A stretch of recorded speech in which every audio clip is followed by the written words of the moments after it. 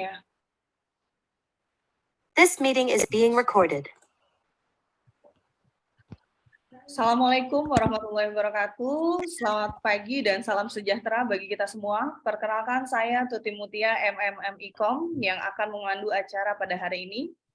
Alhamdulillah, puji syukur kita panjatkan kepada Allah Subhanahu wa taala karena pada hari ini kita semua dapat bergabung pada acara pelatihan teknik persuasif digital dalam bisnis UMKM pada Rismada, Remaja Masjid Raudatul Huda. Yang saya hormati rekan Rektor Universitas Bina Sarana Informatika, Bapak Dr. Wahyudi MMM.Com MPD IPO Asian Engineering, Wakil Rektor 1 Bidang Akademik Universitas Bina Sarana Informatika, Ibu Diah Puspitasari M.Com, Wakil Rektor 2 Bidang Non-Akademik Universitas Bina Sarana Informatika, Bapak Suharyanto M.Com, Ketua Program Studi Penyiaran yang Ibu Intan Leliana Esos MMM.Com, Ketua Panitia Pengabdian Masyarakat Bapak Ken Norton, dan kepada Bapak Ibu dan peserta pengabdian masyarakat. Pengabdian masyarakat itu merupakan terdapat dalam Undang-Undang Nomor 20 Tahun 2003 tentang Sistem Pendidikan Nasional. Disebutkan bahwa setiap perguruan tinggi wajib melaksanakan tridharma perguruan tinggi, yaitu pengajaran, penelitian, dan pengabdian masyarakat. Program pengabdian masyarakat yang akan diselenggarakan Universitas Bina Sarana Informatika yang berkaitan dengan kepedulian lembaga dan institusi yang bergerak di bidang komunikasi, lembaga penelitian yang bergabung pada masyarakat atau LPPM, Universitas Bina Sarana Informatika. Pada hari ini tema kita untuk pengabdian masyarakat adalah pelatihan teknik persuasif digital dalam bisnis UMKM pada Rismada, Remaja Masjid Raudatul Huda. Selamat pagi Bapak Fajar Muharam SIKOM MMM.Com yang menjadi tutor pada kegiatan pengabdian masyarakat. Semoga dalam kondisi sehat, dan Bapak Fajar ini adalah dosen Universitas Bina Sarana Informatika, program studi ilmu komunikasi. Saya persilakan kepada Bapak Fajar Muharam MMM.Com yang akan memaparkan materi mengenai pelatihan teknik persuasif digital dalam bisnis UMKM pada Rismada, Remaja Masjid Raudatul Huda. Kepada Bapak Fajar Muharam MMM.Com saya persilahkan. Oke, terima kasih kepada Ibu Tuti Mutia selaku moderator ya pada hari ini dalam kegiatan pengabdian masyarakat ya. Sebelumnya saya ucapkan terima kasih juga untuk rekan-rekan yang sudah bergabung di sini. Ada kawan-kawan saya dari dosen juga, ada Ibu Tuti Mutia, lalu ada Bapak Andi Setiawan dan juga ada Bapak Ken Norton. Dan tidak lupa juga saya ucapkan selamat pagi, Assalamualaikum warahmatullahi wabarakatuh kepada rekan-rekan, Bapak Ibu dan para remaja yang ada di ataupun yang tergabung dalam kelompok remaja Masjid Raudatul Huda. Semoga semuanya dalam keadaan sehat selalu ya. Oke, di pagi hari ini semoga materi yang bisa saya sampaikan ini bisa bermanfaat dengan baik ya oleh semuanya, dan siapa tahu nanti ke depannya ini menjadi sebuah pengetahuan baru untuk teman-teman di sini, di mana teman-teman nanti bisa mengaplikasikannya ke dalam kehidupan, dan siapa tahu ini bisa menjadi pintu rezeki untuk ke depannya ya, karena kebetulan materi yang akan kita bahas hari ini adalah bagaimana melakukan teknik persuasif digital dalam bisnis UMKM ya. Nah, kita tahu bahwa UMKM ini memang sedang didorong oleh pemerintah pergerakannya ya. Sudah beberapa tahun belakangan ini UMKM itu terus ditingkatkan kinerjanya. Karena apa? Terkait dengan perekonomian, mulai dari kelas menengah sampai ke tingkat atas. Di mana dalam hal ini tujuannya adalah untuk membangun tingkat perekonomian lebih baik lagi dan juga meningkatkan kesejahteraan para masyarakat, khususnya UMKM dan juga UKM. Oke, tanpa panjang lebar lagi kita akan mulai saja untuk pemberian materinya. Oke, bisa di next. Oke, kita tahu bahwa walaupun saat ini kita sudah memasuki era 5.0 ya, kita masuk era society, tapi di era sebelumnya, di era 4.0 ini, kita lihat ya, dari peluang revolusi 4.0 ini adalah kita masih bisa ataupun harus bisa memanfaatkan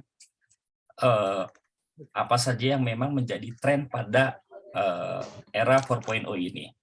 Nah, khususnya yang paling sering kita dengar gitu ya, apalagi kita sebagai pengguna media sosial ya, itu adalah bisnis online dan juga e-commerce.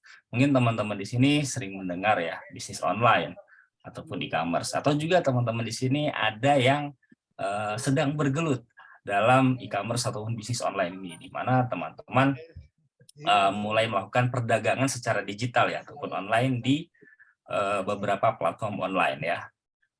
Nah, kalau kita lihat ke belakang gitu ya, di era sebelumnya, kalau kita lihat itu ataupun kita pernah melakukannya gitu ya, kalau zaman sebelum ini kan kita jual beli itu kan secara offline ya, jadi kita datang ke toko, kita lihat barang, beli, pulang lagi. Nah, di era sekarang ini ya, itu rantai supply bisnis itu tuh sekarang tuh semua serba digital ya, beli baju online, beli sepatu online ya. Dengan adanya pergeseran ini, jadi secara tidak langsung tuh membuat rantai digital bisnis itu tuh menjadi lebih cepat lagi ya, apa-apa serba online, lebih mudah ya. Jadi kita bisa lihat di sini di era seperti di era saat ini, bisnis online tuh memang membuat pergerakan ataupun pergeseran rantai bisnis supply ini menjadi lebih cepat. Oke, bisa di next. Oke. Nah, sebelum kita masuk ke lebih lanjut lagi, kita harus tahu dulu apa yang dimaksud dengan bisnis online ini ya. Nah, bisnis online ini tuh biasa disebut dengan e-commerce ya. E-commerce. Jadi e-commerce tuh kalau bahasa Indonesianya tuh elektronik dagang ya. Kalau di bahasa Inggris itu jadi e-commerce. Jadi itu berarti kita ada elektronik, dan commerce itu artinya adalah bisnis jual beli ataupun komersial. Jadi bisa dibilang segala aktivitas jual beli ataupun komersial itu tidak dilakukan secara tatap muka ataupun offline, tapi dilakukan secara online, bisa lewat handphone ataupun komputer. Nah, untuk e-commerce ini model bisnisnya ini sifatnya itu adalah menyebarkan, membeli atau menjual barang dan jasa melalui jaringan internet. Ya, jadi aktivitas teman-teman yang sifatnya itu menyebarkan, membeli atau menjual barang dan jasa melalui jaringan internet itu masuk ke dalam kategori e-commerce. Teman-teman misalnya beli barang di toko oranye gitu di Shopee, nah itu masuk dalam e-commerce. Di toko hijau, ataupun teman-teman misalnya berjualan di TikTok, itu merupakan salah satu kegiatan dari e-commerce. Atau teman-teman misalnya punya platform punya akun di platform Instagram gitu ya, memberikan informasi ataupun berita-berita gitu ya. Nah, itu termasuk dalam e-commerce itu sendiri. Nah, untuk e-commerce ini sendiri awal mulanya ini adalah lahir sekitar tahun 1984. Lalu seiring berkembangnya zaman ya dan juga teknologi. Nah, model dari e-commerce ini tuh lebih berkembang lagi ya, mulai dari bagaimana cara pembayarannya, lalu platformnya ya, jadi tidak seperti dulu lagi. Lalu data elektronik ini tuh diciptakan dan mulai melakukan efisiensi dalam hal impor ekspor secara global ya. Jadi bisa dibilang dengan ada e-commerce ini tuh aktivitas ekspor impor tuh menjadi lebih mudah. Bayangkan misalnya teman-teman mau membeli barang dari suatu negara gitu ya, kan teman-teman tidak perlu ke negara tersebut. Teman-teman bisa komunikasi melalui digital saja ataupun melalui platform yang memang sudah bisa digunakan atau disuguhkan. Oke, bisa dilanjut. Hah? Itu dulu zaman Yesus itu kan. Sampai dia manjat di pohon kan. Oke, lalu selanjutnya kita masuk ke dalam persuasif ya. Nah, mungkin teman-teman sering mendengar kata persuasif gitu ya. Nah, persuasif ini adalah salah satu bentuk komunikasi yang memang tujuannya itu adalah untuk mempengaruhi dan meyakinkan orang-orang lain, ya. Nah, orang yang melakukan persuasif ini disebut persuader. Ya, dalam hal ini persuader itu dianggap sukses jika mampu mempengaruhi keyakinan atau pendapat orang lain setelah mengajaknya atau menjelaskannya dengan beberapa alasan tertentu. Hal ini bisa berhubungan dengan kondisi, barang, atau hal tertentu lainnya. Nah, komunikasi persuasif ini biasanya dilakukan oleh para seller. Ya, kalau teman-teman misalnya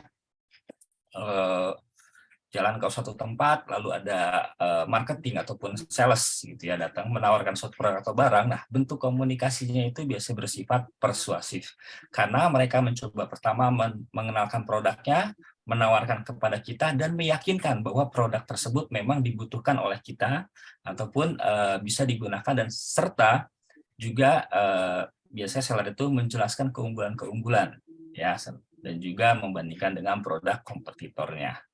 Nah, biasanya kalau teman-teman nanti misalnya sudah mau memulai gitu ya bisnis kecil-kecilan gitu ya melalui platform online gitu ya, ada baiknya ketika teman-teman melakukan penulisan itu lakukanlah bentuk komunikasi yang memang persuasif. Coba yakinkan bahwa barang tersebut gitu ya ataupun jasa yang teman-teman buat ini itu sangat dibutuhkan ya oleh calon customer-nya ya atau juga yakinkan bahwa memang produk ataupun jasa teman-teman ini dibutuhkan dan berguna seperti itu. Bisa di next. Oke. Nah, dalam bentuk teknik digital persuasif ini ada beberapa ya. Yang pertama itu adalah powerful persuasive tactic. Nah, untuk powerful persuasive tactic ini adalah suatu teknik persuasi yang kuat ya, di mana merek yang kuat dan teknik persuasi ini bisa digabungkan untuk mengembangkan kepribadian ya. Nah, diharapkan dengan teknik persuasi yang kuat ini atau mulai dari cara komunikasinya bagaimana, nah ini diharapkan nanti calon customer itu mulai terbujuk ataupun terayu ya. Lalu yang kedua, persuasion in its infancy stage. Nah, ini kalau kita artikan ke dalam bahasa Indonesia ini adalah persuasi tahap awal. Nah, ini salah satu poin pentingnya juga bagaimana teman-teman mulai menyusun kata demi kata sehingga menjadi kalimat di mana kalimat tersebut bisa menjadi acuan teman-teman untuk meyakinkan customer yang ada. Sebentar. Nah, tambahan lagi, jadi saya pernah mendengar nih salah satu statement ataupun quote itu dari Deidre ya, di dalam media elektronik itu teknik persuasi tahap pengenalan membutuhkan banyak penelitian mengenai kebiasaan konsumen. Jadi diharapkan ketika teman-teman ingin melakukan teknik komunikasi ini ataupun teknik persuasi ini, diharapkan teman-teman melakukan riset dulu sehingga teman-teman nanti bisa menguasai apa yang ingin ditawarkan kepada konsumen dan juga mengetahui dari behavior ataupun kebiasaan dari konsumen. Lalu yang ketiga ini adalah teknologi intensivious persuasion. Nah, teknologi ini tuh mengintensifkan persuasi ya. Dengan adanya perkembangan teknologi ini bisa dikatakan ini bisa menambahkan quantity ataupun quality dan juga intensitas dari teknik persuasi ini. Contohnya misalnya teman-teman kalau mau berbicara gitu ya, pernah mendengar tahu bulat gitu ya. Tahu bulat itu kan digoreng dadakan, kan orangnya tidak berbicara terus-menerus, dia hanya berbicara satu kali, direkam lalu diulang-ulang. Nah, itu intensitasnya menjadi lebih tinggi lagi karena menggunakan teknologi yaitu alat perekam dan juga pengeras suara. Dan yang terakhir ini adalah varying level of acceptance of persuasion. Jadi itu ada beberapa ataupun berbagai tingkat penerimaan persuasi. Nah, diharapkan dengan teman-teman memahami teknik varying level ini, teman-teman mengerti bagaimana kalimat-kalimat persuasi yang cocok dan sesuai juga dengan calon customer yang teman-teman targetkan. Oke, bisa di next.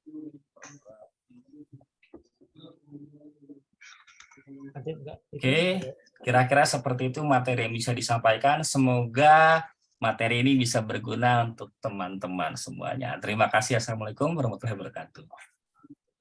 Segmen 1, segmen 2 dulu. Segmen 1 nggak ada ya.